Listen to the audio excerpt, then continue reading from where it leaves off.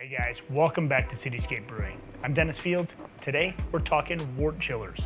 If you've ever done any research on an immersion chiller, you'd realize that they're pretty expensive.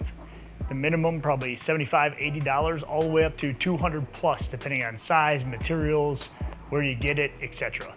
Well, in this video, I'm going to show you how to do a DIY Wort Chiller for about half that price. This is the DIY Wort Chiller that I make in this video. We're going to show you how to make this for about 35, 40 bucks. Grab a beer, hit that subscribe button, and stay tuned.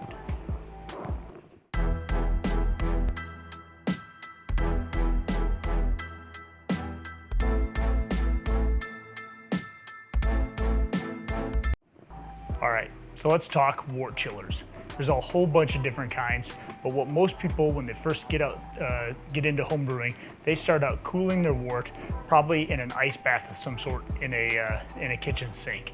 I did that maybe once, maybe twice, and I said, I'm not doing this anymore. It takes forever.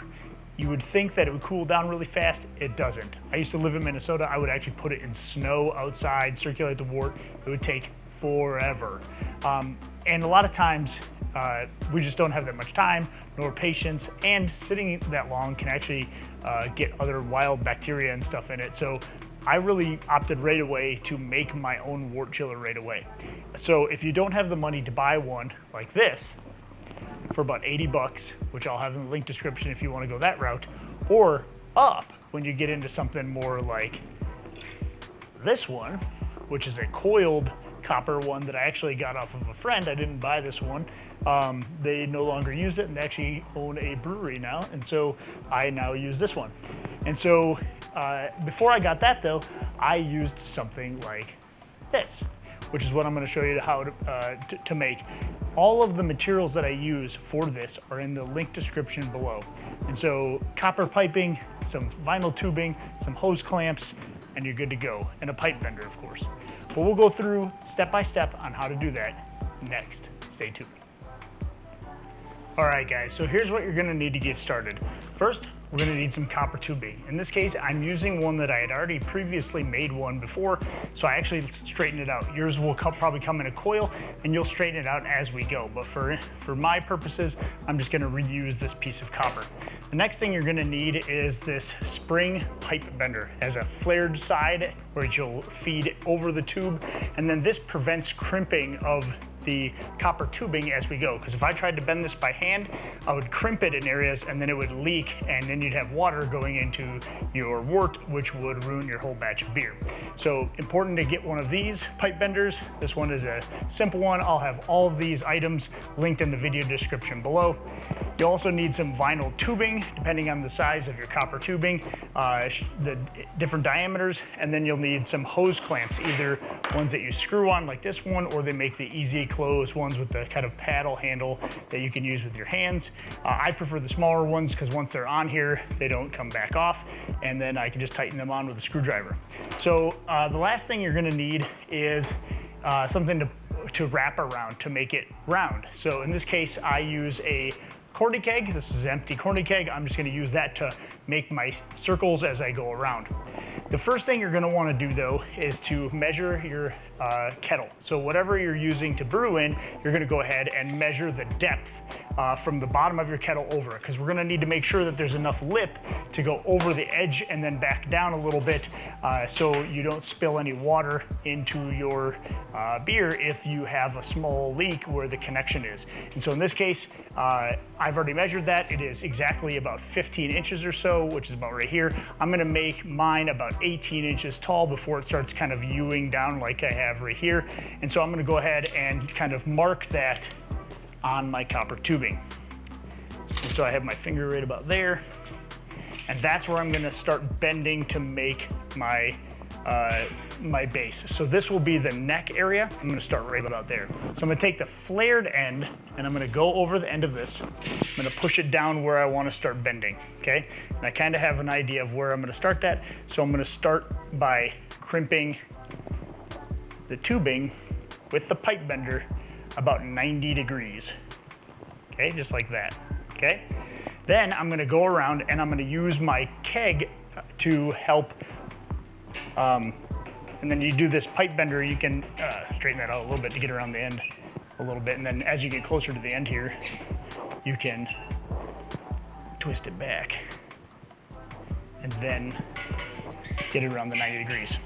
So then I'm gonna use my keg, I'm gonna lay this on the table like this. I'm gonna start bending it around the keg.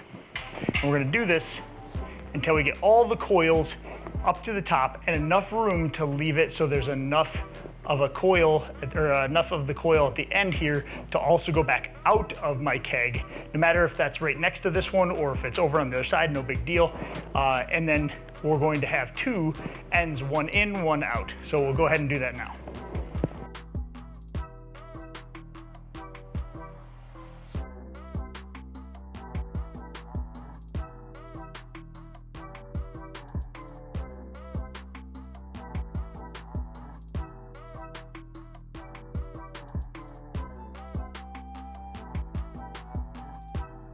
All right, now when you get to this point, you're going to want to measure again to see where you need to start curving up. And again, I need to do that about 18, maybe 20 inches, so I got to do that about here. So before I go too far, I want to make sure I know where that is. Put my pipe bender to about there, and then work it around. Oh, keep my thumb there anyway. Work it around the last little bit of the keg. And so right about here,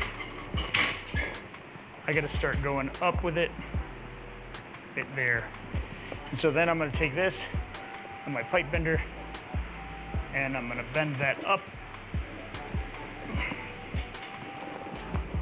to match up with the other one, which I can move just a little bit to get it to it's about right around the same spot, and then you can actually zip tie these together if you wanted to keep them together. So I'll probably do that and then show you what that looks like. All right, so we basically got this thing done, and this will work to cool your wort.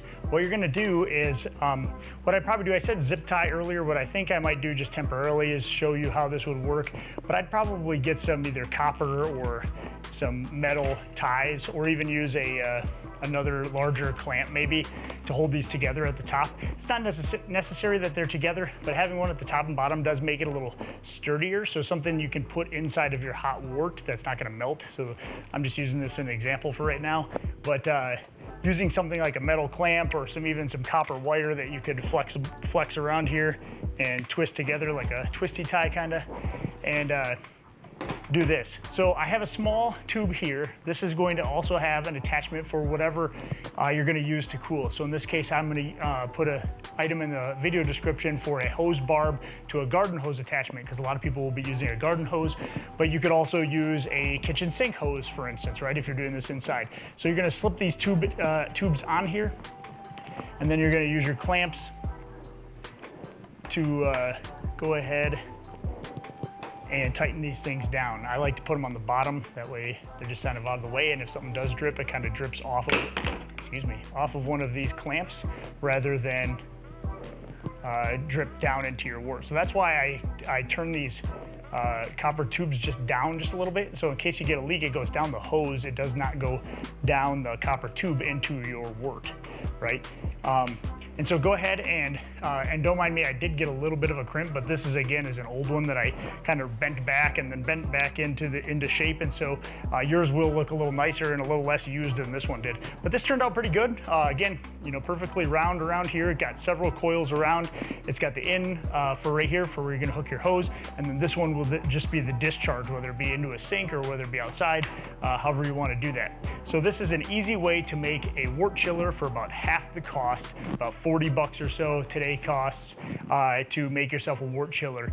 All right, so with that, we're all completed. I hope you learned something. I hope you guys take the time to make one of these things. If you do, shoot me a comment or a message. I'd love to hear about it. This is a simple way to reduce your cooling time. When I first started and I did it in the sink using some ice about one time before I said, you know what, there's gotta be a better way than this. So go ahead, make yourself a DIY wort chiller, immersion chiller, and let me know how it goes.